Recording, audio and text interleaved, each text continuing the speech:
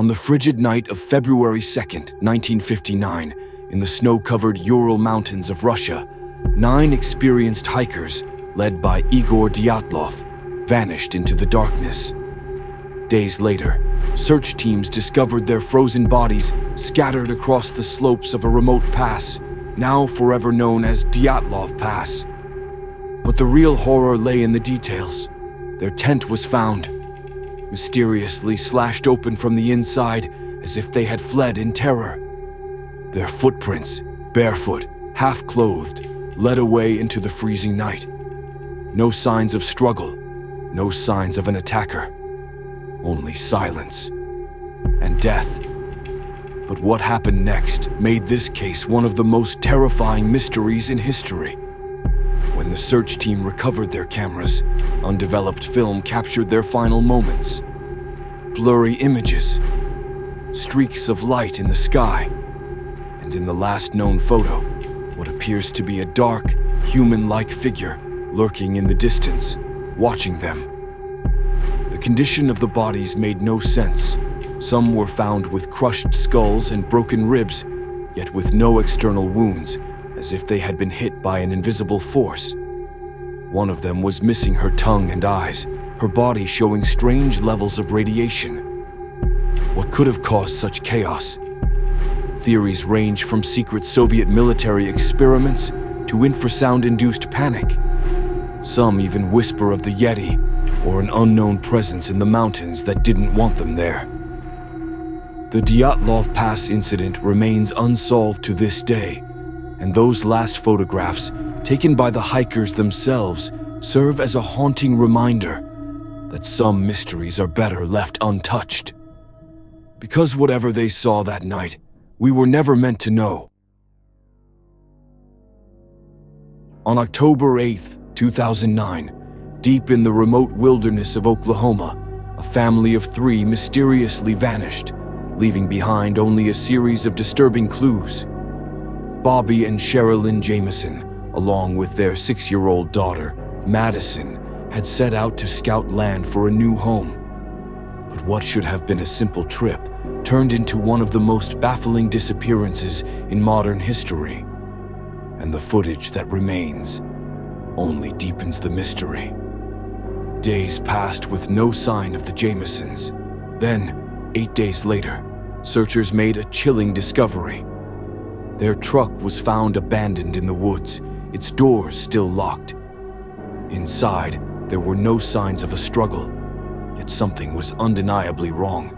The family's IDs, wallets, cell phones, and GPS were all still there. But the most unsettling part, their dog, Maisie, was still in the truck.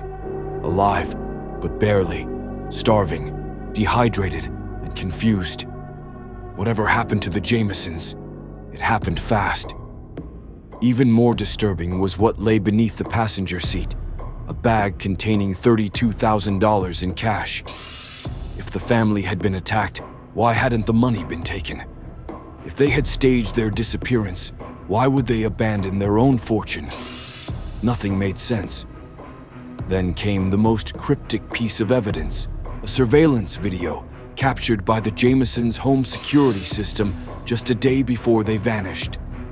In the grainy footage, Bobby and Sherilyn can be seen walking back and forth between their truck and their house, over and over again. They load the vehicle in a trance-like state, never speaking, never acknowledging each other. Their movements are mechanical, robotic, almost as if they were under some kind of influence. Were they simply exhausted, drugged, or was something else controlling them? Authorities scoured the area, but no bodies, no footprints, no leads. Then, as investigators dug deeper into the family's life, more strange details emerged. Friends and relatives claimed the Jamisons had been acting paranoid in the weeks leading up to their disappearance. Sherilyn reportedly believed their home was haunted, that spirits were speaking to their daughter, Madison. In fact, she had even bought a satanic Bible to ward off the supposed evil presence. Was this paranoia or a warning? Then there was Bobby's father, who he claimed had a hit out on his family.